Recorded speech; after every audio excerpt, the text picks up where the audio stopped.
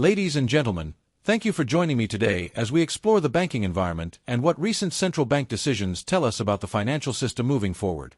We begin in Australia, where the Reserve Bank of Australia held its cash rate at 3.6%, signaling that the era of rapid rate cuts may well be behind us. The RBA emphasized caution, citing persistent inflation, strong consumer demand, and rising housing costs as reasons not to ease policy hastily. This decision matters for banks, for borrowers, for depositors, for investors, indeed, for anyone involved in finance, because it reflects how monetary policy is evolving in a complex landscape. For banks, the interest rate environment shapes margins, credit growth, and the health of the balance sheet. When the RBA keeps rates steady despite calls for relief, banks must adapt. What exactly did the RBA say? It noted that recent data show inflationary pressures may remain in the economy, with core inflation expected to stay above the bank's 2 to 3% target band until deep into 2026. The board judged that policy is now close to neutral, and that means tightening or cutting further isn't automatic. For banks in Australia, that means the cost of funds may remain elevated, credit demand may face headwinds, and loan growth may moderate. On the flip side, banks may benefit from higher spreads between what they lend and what they pay for deposits, although that benefit can be offset by risk if borrowers struggle under higher rates. From a broader perspective, the banking sector sits at the intersection of monetary policy, economic growth, and regulatory oversight. The RBA's decision reminds us that banks are not just lending machines, they are sensitive to macroeconomic rhythms. When inflation stays sticky, policy stays tighter, and banks must navigate that environment carefully. Let's consider the opportunities.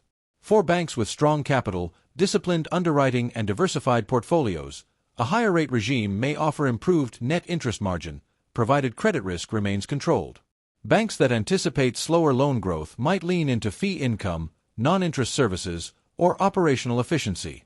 But the risks are equally real. 1. If inflation remains elevated and the economy slows, we could see higher defaults, especially in housing, consumer, and small business credit.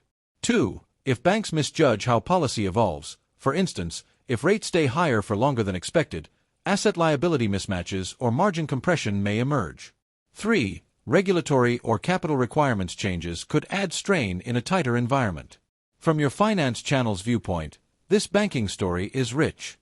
You can frame a video around banks in a higher rate world. Can they thrive? Or what the RBA decision means for bank profitability and credit risk. That angle appeals to viewers who follow banking stocks, loan cycles, macro policy, and investor returns. In Australia's case, the RBA decision also signals broader themes: the global imbalances between inflation and growth, the housing market's impact on banks, and the delicate balancing act for central banks between supporting growth and containing inflation. For bankers, this means remaining nimble. Let's walk through a few specifics. The RBA highlighted that housing prices have begun to tick up again, consumer spending remains firm, and services inflation is sustaining. Banks must watch both the quality of new lending and the conditions of existing borrowers, especially in mortgage portfolios. If housing becomes a weak link, the risk to bank balance sheets grows. Another point: with rates held steady, banks may face deposit cost pressures. If depositors demand higher rates and margins do not expand, there could be squeeze. But banks with strong deposit bases, low reliance on wholesale funding, and good cost control are better positioned. Also important, banks need to think about credit growth. In a rising or sticky rate world, borrowers may pull back. That means banks may need to shift focus to alternative revenue sources: wealth management, business banking, digital services, cross-selling. It's a reminder that the banking business model must evolve. From an investor lens, evaluating banks today means more than just the headline net interest margin and loan growth. You must ask, how well is a bank positioned for higher rates with inflation risk, housing risk, and regulatory risk?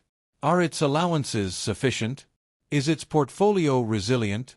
Putting it all together, the RBA's decision holds lessons for banking globally.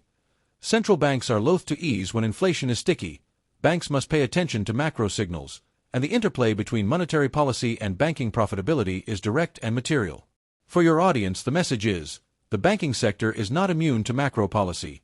Higher inflation and a neutral or restrictive policy setting create a tougher backdrop, but also opportunities for those who adapt. In conclusion, let me leave you with 4 key takeaways for banks and banking investors.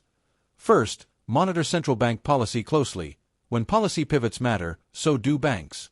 Second, keep an eye on loan quality, especially in mortgage and consumer portfolios, as rate stress can reveal weak spots.